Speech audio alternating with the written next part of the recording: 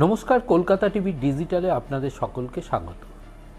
SIR নিয়ে যে supreme কোর্টে মামলা এবং সোমবারে মামলার শুনানি এবং তার পর্যবেক্ষণ ও তার রায়, রাজনৈতিক মহলের মতে এটা তৃণমূল কংগ্রেসের মমতা ব্যানার্জির অনেকটা জয় বলে মনে করছে রাজনৈতিক মহল।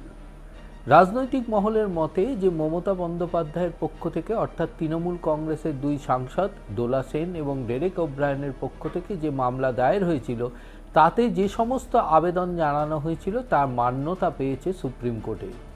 এবং এসআইআর প্রক্রিয়ার যে বিভিন্ন দিক নিয়ে যে তারা সন্দিহান প্রকাশ করেছিলেন তা অনেকটাই বিচারপতিদের কাছে গ্রহণযোগ্যতা পেয়েছে।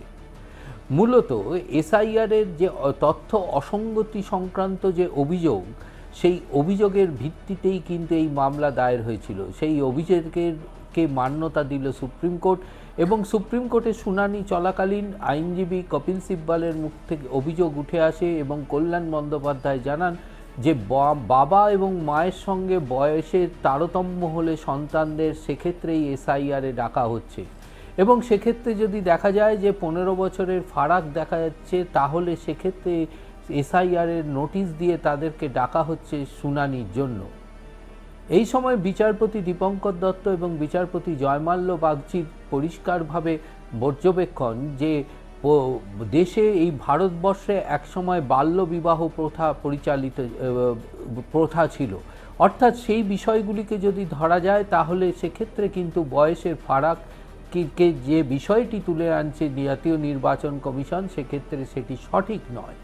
পাশাপাশি তথ্য অসঙ্গতি সংক্রান্ত যে তালিকা, সেই তালিকা শুধুমাত্র নির্বাচন কমিশনের অফিসে রাখলে হবে না, সুপ্রিম কোর্টের নির্দেশ সেই তালিকাটিকে জনসমক্ষে আনতে হবে এবং জনসমক্ষে এনে সেই তালিকাকে প্রত্যেকের কাছে, নাগরিকের কাছে প্রকাশ করতে হবে।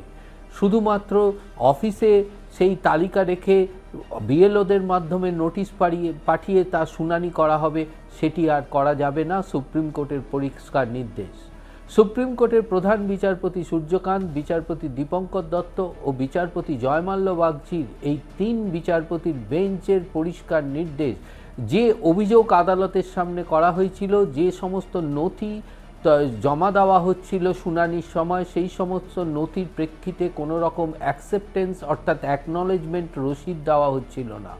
এক্ষেত্রে বিচারপতিদের নির্দেশ, কোনো নথি যদি জাতীয় নির্বাচন কমিশন জমা নেয় তাহলে সেক্ষেত্রে নথির ভিত্তিতে তাদেরকে রসিদ দিতে হবে এবং অ্যাকনলেজমেন্ট স্লিপ যেটাকে বলা হয় সেটা দিতে হবে। তাতে এটুকু প্রমাণিত হবে যে যে সকল নথি জাতীয় নির্বাচন কমিশন চেয়েছিল তা ভোটারদের তরফ থেকে জাতীয় নির্বাচন কমিশনকে প্রদান করা হয়েছিল। পরবর্তীকালে তারা যদি অস্বীকার করে তাহলে সেক্ষেত্রে সেই রসিদটি কিন্তু উপযুক্ত প্রমাণ হিসাবে কাজ করবে, এমনটাই মত রাজনৈতিক মহলে।